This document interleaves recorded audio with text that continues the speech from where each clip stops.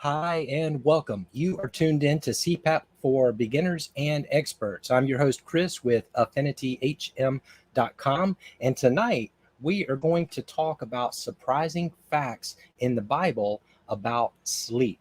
Now, I did a deep dive into the Bible and into science.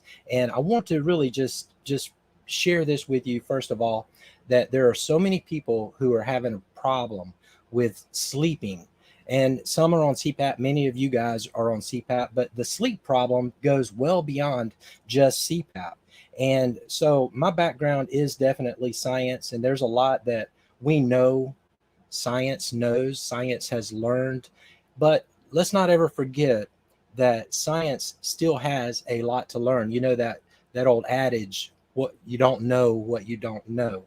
So I don't like to put everything into science, and I like to look at other resources like the greatest book ever written on earth, and that would be the Bible.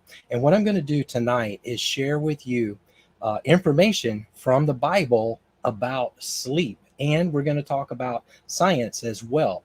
And so let's just go ahead and dive right on into this. First thing I want you to know is that there's a Greek word. The Greek word that the word sleep comes from is is hypnos, and a more common and more modern word is hypnosis. And the interesting thing about hypnosis is that hypnosis only works if you agree to do it. Have you seen these hypnotists like in Las Vegas and such? The very first thing they do when they pick people out of the audience is they say, hey, would you like to be hypnotized? And the person either says yes or no. The point that I'm trying to make is that in order to get good sleep, you're going to have to be in agreement with wanting to get good sleep. Now, I don't know if that makes a lot of sense right now, but bear with me. All right, we're going to get to this. So there are 5 tips that we're going to go over, that we're going to talk about the science of these tips, and we're going to talk about the Bible, which is super, super interesting to me. The first one: exercise, work, and sleep. Well, as you know, there are many studies that show exercise releases some feel good chemicals in your body. It makes you feel good. And also, it just absolutely tires you out whenever you exercise, when you work out. And these are studies that have been done over the years, many of them in recent years, to show you that exercising is very important if you want to get good sleep. But what does the Bible have to say about that? So here's a verse that I found that I love. Ecclesiastes 5:12. The sleep of a laborer is sweet, whether they eat little or much, but as for the rich, their abundance permits them no sleep. And I really think that what that's talking about is that obviously, like we were just talking about, exercise makes you tired, and you're going to sleep. Believe it or not, that was written like 2,000 years ago. So it's pretty awesome. But you know, the rich have so much to eat, and I think especially back in those days, they might have eaten a little too late, and we know how that turns out. All right, so the second one, tip number 2, we're going to actually talk about sleep positions. Now, many of you know, and if you've watched our live videos here before in the past, with sleep apnea, you know that it's best to sleep on your right side, or actually one of your sides. The best one is the right side if you want to get good blood flow. Sleeping on your back due to gravity actually increases the occurrence of sleep apnea, and it just pushes down on the airway and causes a more likelihood of the airway actually collapsing and causing more apneas than you would otherwise if you were sleeping on your side. So what does the Bible say about sleep? So it's not as precise, but Proverbs 3:24 does say, when you lie down, you will not be afraid. When you lie down, your sleep will be sweet. And I find that to be wonderful. Proverbs is one of my favorite books in the Bible as well. So if you haven't already, if you would type into comments, let me know you're here. Tell me what city you live in. Tell me what city you live in across the country or around the world. Let me know what city you live in. I just would love to know what city it is. All right. So the next one, now we're going to really get into the bones and meat of this. Okay. So many people who do have problems with sleep, it's really related to anxiety. and various types of anxiety. And it's been studied in the US, and we know that there are approximately, roughly 28.6% of everyone has some anxiety. And this anxiety is definitely related to insomnia. So as far as science goes, there's a few things that can be done. Obviously, there are medications. I'm not a big proponent of taking medications. However, there are times when that is required, and I understand that for sure. Professional help sometimes is what one needs. And then here is a little more low tech idea for those of you from a scientific standpoint, how you can deal with anxiety. It's called 478 breathing. It's a breathing exercise that is extremely calming. So try to remember these numbers 4, 7, 8.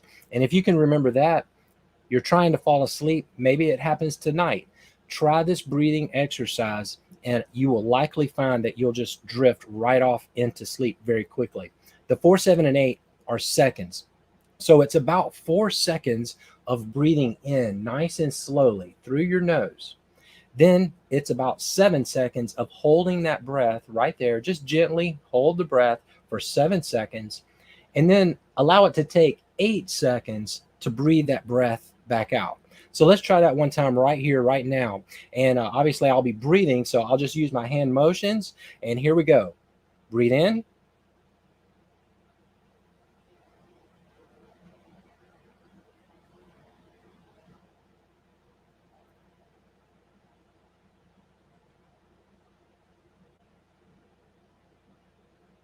So that was the 4-7-8 breathing, and you can do that multiple times through the night, or you can do it during the day as well. Best if you're probably sitting down. You don't want to hyperventilate or get dizzy and pass out, obviously. But the 4-7-8 breathing has been proven to drastically reduce anxiety, stress, that tension that one feels through the day. But what does the Bible have to say about anxiety? So let's talk about that a little bit. Here's a really great verse, Matthew 6:34. Therefore, do not worry about tomorrow, for tomorrow will worry about itself. Each day has enough trouble for its own. Isn't that so true? Isn't that so true? Here's another one, Philippians 4:6. Do not be anxious about anything, but in every situation, by prayer and petition, with thanksgiving, presenting your request to God. And then there's verse 7, and the peace of God, which transcends all understanding, will guard your hearts and your minds. That's powerful right there. I wouldn't be opposed to trying to memorize those verses. I think I need to do that and remember those verses, the promises from God, and that will definitely relieve some anxiety, just knowing that you are taken care of. There's no reason to worry about tomorrow, especially not today. You're kind of wasting away today to worry about tomorrow. Tomorrow is going to worry about itself, the Bible says. So now let's move on to tip number 4. It's important to have a regular sleep schedule. Of course, everyone's heard, I hope you've heard of the circadian rhythm. It's just your body's biological rhythm of sleep, wake, day after day. And a lot of studies have been done to say that you need to definitely get somewhere between 7 and 9 hours of sleep each night.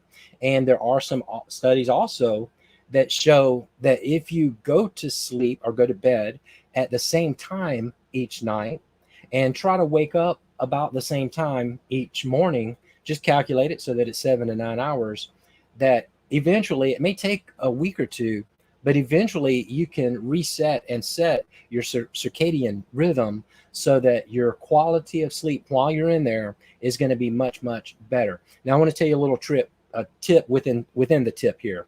And it is one that if you go to bed at this particular time, and maybe just that night you really were just kind of wired and you just weren't really quite ready to fall asleep and you're having trouble falling asleep. Well, after approximately 20 minutes, a really good thing to do is actually go ahead and get up out of bed, go into a different room, one that's not lighted. I don't recommend the computer, the TV, or the phone, but have a book handy and sit on the sofa or the recliner and do some reading under the not too bright of a light, and you'll find that you'll get tired. Go back in there, try it again. But after 20 minutes of sort of wrestling with your sleep, it's best to change your environment. It sort of resets your mind and gets you back where you need to be. So that is definitely something good. But regarding the regular sleep schedule, what does the Bible have to say? Can you believe that the Bible actually has something to say about although it doesn't mention the circadian rhythm, that's what it's talking about. In vain, this is Psalms 172:2. In vain you rise early and stay up late, toiling for food to eat, for he grants sleep to those he loves. So I think that that's really talking about don't stay up too late. Don't worry about, trying to go get a midnight snack, and, just go to bed, go to sleep. God loves all of us. So God is going to grant you that sleep. God is going to grant you that sleep. So the last tip, and definitely not the least one, I think this is probably the most important one of them all, is that, and this is scientifically studied, is that peace in life generates amazing sleep. So studies have actually shown that for the best sleep, one must have the right physicality, physically, feel right physically, emotionally, socially, and spiritually. So in order for you to get the best sleep, you kind of have to have your ducks in a row. So while you're awake, do everything you can to make all of those parts of your life whole and complete. And when it's time to sleep, you'll sleep better. Now, how about some verses? Psalms 63, 6-8, written over 2,000 years ago. On my bed, I remember you. I think of you through the watches of the night, because you are my help. I sing in the shadow of your wings. I cling to you. Your right hand upholds me.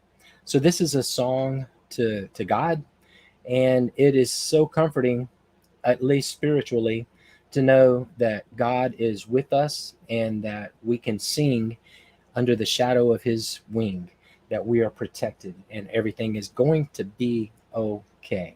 So let me just say out to those of you who are here tonight. I'm looking at our list of comments, and if anybody does have a question, I'll be sure to try to do my best to answer that question for you.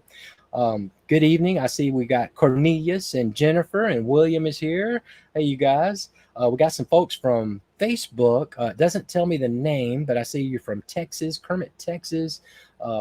Jackie is here from near Jefferson City, Missouri. Wow.